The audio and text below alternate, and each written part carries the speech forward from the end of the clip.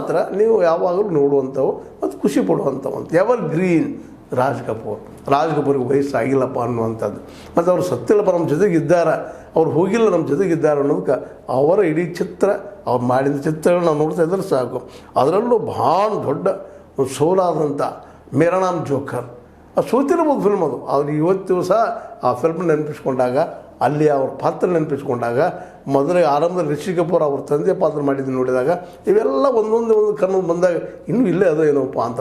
ಯಾಕೆಂದರೆ 3 ಜನ ಅಲ್ಲಿ ಹೀರೋಯಿನ್ಗಳನ್ನು ತೆಗೆದುಕೊಂಡು ಮಾಡುವಂಥ ಅವ್ರ ಬದುಕಿನ ದುರಂತವನ್ನು, ಅದು ಸಹಿತ ಚಾರ್ಲಿ ಚಾಪ್ಲಿನ್ ಪ್ರಭಾವದಿಂದ ಆದಂಥದ್ದು. ಯಾಕೆಂದರೆ ಸರ್ಕಸ್ ಫಿಲ್ಮ್ಗಳನ್ನ ಮಾಡೋದ್ರಲ್ಲಿ ಚಾರ್ಲಿ ಚಾಪ್ಲಿನ್ ಎತ್ತಿದ ಕೈ, ಅದನ್ನು ಆಧಾರ ಇಟ್ಕೊಂಡು, ಅವ್ರ ಬದುಕಿನ ಆಧಾರ ಇಟ್ಕೊಂಡು ಈ ಫಿಲ್ಮನ್ನು ಮಾಡಿದಂಥದ್ದು. ಭಾರತದ ದೊಡ್ಡ ಶ್ರಮ ಆಗಿತ್ತು, 6 ತಾಸಿನ ಫಿಲ್ಮ್ ಆಗಿತ್ತು.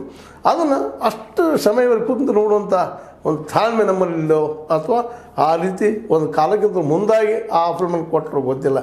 ಆದರೆ ನಂತರದ 3 ತಾಸುಗಳು ಅಳವಡಿಸಿ ಚಿಕ್ಕದಾಗಿ ಮಾಡಿ ತೋರಿಸಿದ್ದನ್ನು ನಾವು ನೋಡಿದ್ವಿ. ಅದರ ನಂತರದಲ್ಲೇ ಅವರು ಸೋಲಾದ ನಂತರ ಅದರದ್ದು ಮತ್ತೊಂದು ಫಿಲ್ಮ್ ತೆಗೆದ್ರು, ಅದೇ ಬಾಬಿ ಫಿಲ್ಮ್ ಅಂತ ಇವತ್ತಿಗೂ ಅಲ್ಲಿ ಅದರ ಫಿಲ್ಮದಲ್ಲಿ ವಿಶೇಷ ರಿಷಿ ಕಪೂರ್ ಜೊತೆಗೆ ಡಿಂಪಲ್ ಕಪಾಡಿಯ ಅನ್ನುತ್ತಿರುವಂಥ ಅದ್ಭುತ ನಟಿ ಜೊತೆಗೆ ಅದನ್ನು ದುಡ್ಡನ್ನು ಸಹಿತ ಮಾಡಿಕೊಂಡು ತಾವು ಸೋತದನ್ನು ಭರ್ಪಾಯಿ ಮಾಡಿಕೊಂಡ್ರು, ಕೂಡಿಸ್ಕೊಂಡ್ರು ಅಂಥ ರಾಜ್ ಕಪೂರ್. ಸೋಲು ಗೆಲುವು ಎರಡನ್ನೂ ಒಂದೇ ದೃಷ್ಟಿ ಇಟ್ಕೊಂಡು ಹೋಗಿದ್ದಂಥ ಈ ವ್ಯಕ್ತಿ ವಿಶೇಷವಾಗಿ ಏನಪ್ಪ ಅಂತಂದ್ರೆ, ಇವರ ಕೌಟುಂಬಿಕವಾಗಿ ಒಳ್ಳೆಯ ಸಂಬಂಧ ಇದ್ದರೂ ಹೆಂಡತಿಗಿಂತಲೂ ಹೆಚ್ಚಿಗೆ ಪ್ರೀತಿ ಮಾಡಿದ್ದು ನರ್ಗಿಸ್ ಮತ್ತು ಇವ್ರ ಮಧ್ಯದಲ್ಲಿ ಇದ್ದಂಥ ಒಂದು ಗೌಪ್ಯ ಸಂಬಂಧವು ಸಾಕಷ್ಟು ದಿನ ಚಲಾವಣೆಯಲ್ಲಿದ್ದಂಥ ಕಥೆ ಇವತ್ತಿಗೂ ಸಹಿತ ನಮ್ಮಂಥ ಅಥವಾ ನಮಗಿಂತ ಹಿರಿಯರು ಅಥವಾ ನಮ್ಮ ಮುಂದಿನ ಜನ ಮಾತಾಡ್ತಾ ಇರ್ತಾರೆ. ಜೋಡಿ ಅಂದರೆ ಹೆಂಗಿರ್ಬೇಕಂದ್ರೆ ರಾಜ್ ಕಪೂರ್ ಮತ್ತು ನರ್ಗಿಸ್ ಅಂತೇಳಿ. ನಂತರದಲ್ಲಿ ನರ್ಗಿಸ್ ಬದಲಾದರು, ಅಥವಾ ಇವ್ರ ಸ್ವಾರ್ಥಕಾರನಾಗಿರ್ಬೋದು, ಅವ್ರ ಸ್ವಾರ್ಥಕಾರನಾಗಿರ್ಬೋದು. ಸ್ವಾರ್ಥದವ್ರು ಯಾರ್ದಾರ ರೀ, ಹೇಳು ಸುಲಭ. ಆಸೆ ಬಿಟ್ಟಾದ ದೊಡ್ಡ ಒಂದರೆ ಆಸೆ ಬಿಡೋರು ಯಾರು?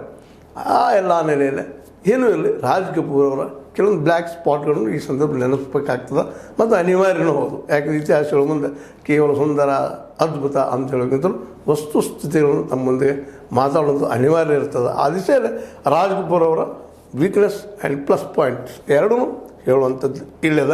ಯಾಕಂದರೆ ವಿಶೇಷವಾಗಿ ಆವತ್ತು USSR ಅಂತ ಕರೀತಿರುವಂಥ ಇವತ್ತಿನ ರಷ್ಯಾದಲ್ಲೇ ನಮ್ಮ ರಾಜ್ ಕಪೂರ್ ಫಿಲ್ಮ್ ಅಂದರೆ ಜನ ಯಾವ ರೀತಿ ಕೂಡ